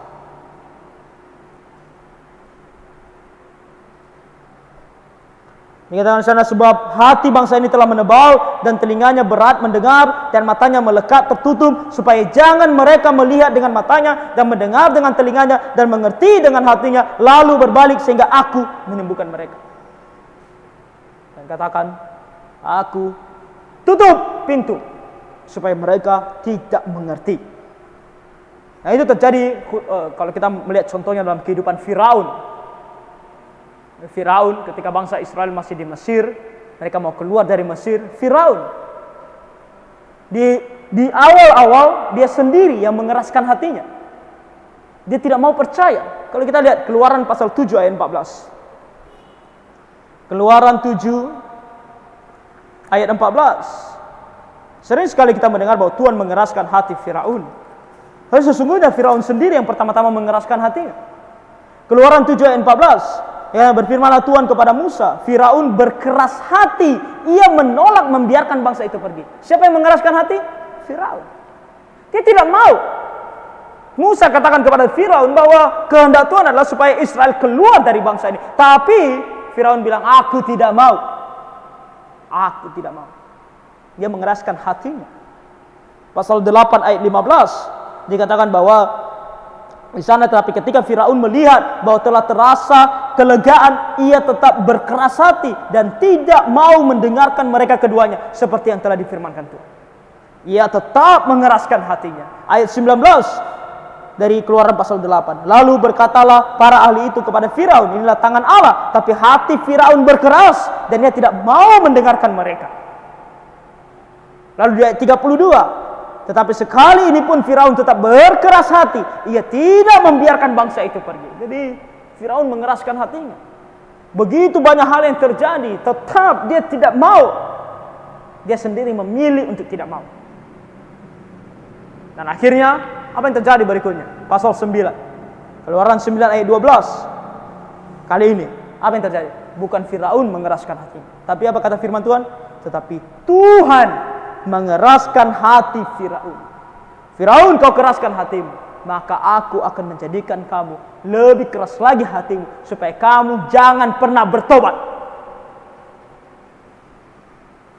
Mengerikan, kan? Kalau kita sendiri yang mengeraskan hati, mungkin masih ada harapan kita bertobat. Tapi kalau Allah yang keraskan hati kita, siapa yang bisa melembutkannya? Tak ada lagi. Makanya kalau kita kadang berpikir tentang orang-orang yang betul-betul kita tidak habis pikir tentang apa yang mereka lakukan, dan bagaimanapun kita jelaskan, bagaimanapun kita beritahu, mereka tidak pernah bisa mengerti. Saya berdoa jangan sampai, tapi kemungkinan juga bisa, karena Tuhan sudah mengeraskan hati mereka. Karena selama ini mereka mengeraskan hati mereka, akhirnya Tuhan sendiri yang mengeraskan hati mereka. Makanya kita tidak perlu bertanya, kita tidak perlu heran, kita hanya tunggu saja keadilan Allah terjadi. Karena itu yang terjadi dengan Firaun. Firaun dikeraskan hatinya oleh Tuhan. Pasal 10 ayat 1, berfirman Tuhan kepada Musa, pergilah menghadap Firaun, sebab aku telah membuat hatinya dan hati para pegawainya berkeras. Pasal 10 ayat 20 dikatakan, tetapi Tuhan mengeraskan hati Firaun. Pasal 10 ayat 27, tetapi Tuhan mengeraskan hati Firaun sehingga dia tidak mau membiarkan mereka pergi. Pasal 14 ayat 8, demikianlah firman Tuhan, demikianlah Tuhan mengeraskan hati Firaun, raja Mesir itu, sehingga ia mengejar orang Israel. Dan apa yang terjadi ketika Firaun mengejar orang Israel?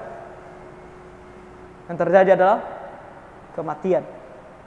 Pasal 14 ayat 8 dikatakan di sana, demikianlah Tuhan mengeraskan hati Firaun raja Mesir itu, sehingga ia mengejar orang Israel, tetapi orang Israel berjalan terus dipimpin oleh tangan yang dinaikkan. Orang Israel terus berjalan untuk berjalan di tanah kering. Mereka melewati laut Teberau di jalan yang kering. Lalu ketika mereka semua sudah menyeberang, Firaun di mana? Di tengah-tengah. Dan air itu menenggelamkan Firaun bersama dengan semua pasukannya yang mengejar Israel. Ketika Allah yang mengeraskan hati, Dia akan mengeraskan hatimu sampai kamu binasa. Makanya kita tidak perlu terlalu membenci orang-orang yang seperti ini. Tidak perlu terlalu menghabiskan energi kita untuk membicarakan mereka, membahas mereka, memikirkan tentang mereka. Karena kadang-kadang kita bisa sampai ke posisi di mana kita sadar bahwa sungguh mereka sedang dikeraskan hatinya oleh Tuhan. Dan kalau itu terjadi, betapa mengerikannya memang. Karena ujungnya adalah kebinasaan. Saya berharap orang-orang yang kita tahu, yang saya maksudkan, tidak sedang berada dalam posisi ini. Masih sedang dalam posisi diri mereka sendiri yang mengeraskan hati. Sehingga masih ada harapan bagi mereka untuk diselamatkan. Tapi kalau Tuhan yang melakukannya, maka mereka sedang menuju kebinasaan. Tapi beberapa di antara mereka saya melihat sepertinya sudah dalam posisi ini. Terbukti dengan mereka tidak ibadah, mereka tidak, bahkan di antara mereka ada yang menyangkal Tuhan jadinya. Dan mereka sendiri pun mendukung yang menyangkal Tuhan. Nah, ini adalah pengerasan hati. Saya tidak habis pikir bagaimana kamu bisa berbahagia ketika ada keluargamu yang berpindah kepercayaan, sekarang tidak mau percaya kepada Tuhan Yesus, lalu kamu ikut merayakan bersama-sama dengan dia dan tetap mengatakan dirimu Kristen. Itu adalah hal yang tidak masuk akal. Kamu harusnya bersedih, kamu harusnya meratap, kamu harusnya marah kalau kamu benar orang Kristen. Tapi karena kerasnya hatimu, atau bahkan karena Tuhan sudah mengeraskan hatimu, kamu pun tidak bisa melihat hal ini. Itu mengerikan.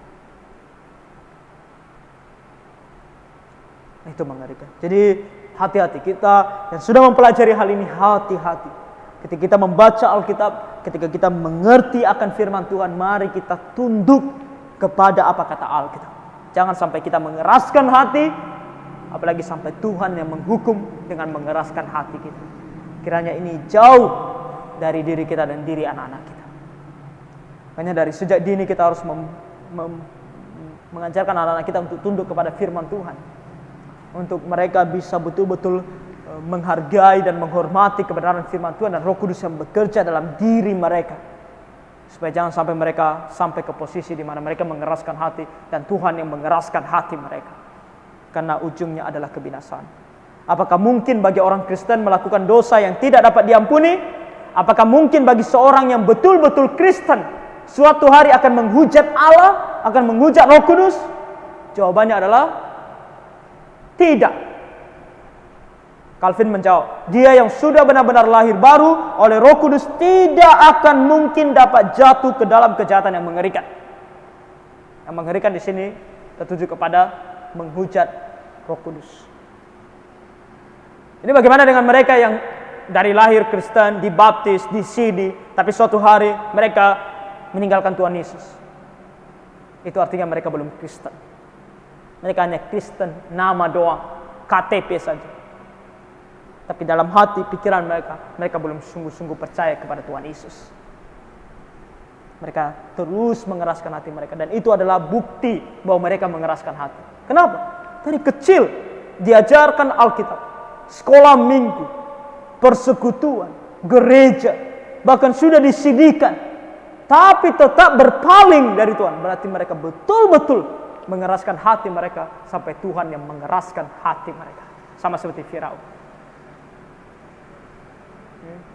Di sini ada anak-anak, mulai dari sekarang ketika kalian di sekolah minggu, kalian harus betul-betul menaruh hati kalian kepada pengajaran firman Tuhan yang kalian dengarkan. Jangan berlalu begitu saja. Kalian jangan ke sekolah minggu hanya karena orang tua kalian bilang, nanti mamaku marah, nanti papaku marah kalau aku enggak ke sekolah minggu, aku lebih baik ke sekolah minggu. Jangan, nikmati, dengarkan baik-baik firman Tuhan itu dan ingat baik-baik dan ikuti. Jangan sampai kamu mengeraskan hatimu. Oke? Jadi kiranya Tuhan menolong kita. Saya rasa cukup di sini sampai malam ini, karena akan panjang kalau kita berbicara tentang Roh Kudus dalam baptisan. Nah, ini adalah suatu hal yang perlu kita bahas, karena di gereja zaman sekarang ada namanya baptisan Roh Kudus, di mana kamu setelah dibaptis akan dibaptis kedua kali. Apakah itu benar atau tidak? Oke, bagi anak-anak remaja, pemuda, pergi ke luar kota nanti, lalu sampai mereka di luar kota tidak ada gereja selain gereja karismatik, mau masuk mereka ke gereja karismatik, lalu mereka dibilang, kamu harus dibaptis lagi, boleh atau tidak boleh? Itu akan kita jawab minggu depan. Oke, jadi minggu depan hadir kembali, kita akan pelajari mengenai hal ini. Ada pertanyaan dulu sebelum kita tutup dalam doa?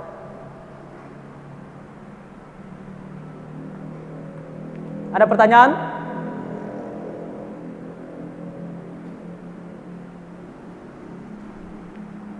Tidak ada pertanyaan?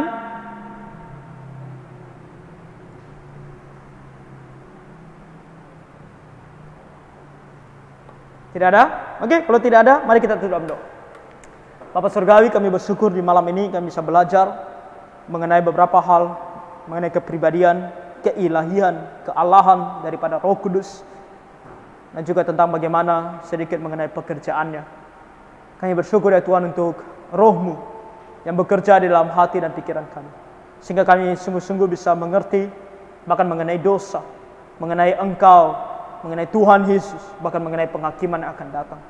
Sehingga kami menjadi orang-orang yang dapat bertobat, sungguh-sungguh percaya kepada Tuhan Yesus, dan sungguh-sungguh bisa menjaga hidup kami dengan pertolongan Roh Kudus-Mu, kudus di hadapan. Tolong kami Tuhan supaya kami lebih peka terhadap ajaran firman-Mu dan ingatan yang diberikan oleh Roh Kudus kepada kami. Dan tolong kami Tuhan untuk senantiasa tunduk kepada suara daripada Roh Kudus-Mu, sehingga kami ya Tuhan sungguh tidak mengecewakan, bahkan mendukakan hatinya. Dan janganlah Tuhan kiranya ada di antara kami, bahkan anak-anak kami, yang bahkan menghujat Roh Kudus. Kami berdoa khususnya untuk anak-anak kami Tuhan, supaya mereka sungguh-sungguh dalam mengikut Tuhan, sungguh-sungguh dalam mereka bisa percaya kepada Tuhan Yesus. Tolong kami semua Tuhan, tundukkan kami kepada kebenaran. Terima kasih Bapa, ampuni kami dari segala dosa pelanggaran kami. Sebentar kami pulang, sekiranya Engkau menyertai kami sampai rumah dengan selamat. Dalam nama Tuhan Yesus kami berdoa dan mengucap syukur. Amin. Oke, demikian kelas kita di malam hari ini. Selamat malam bagi kita semua, baik kita yang ada di gereja maupun kita yang ada di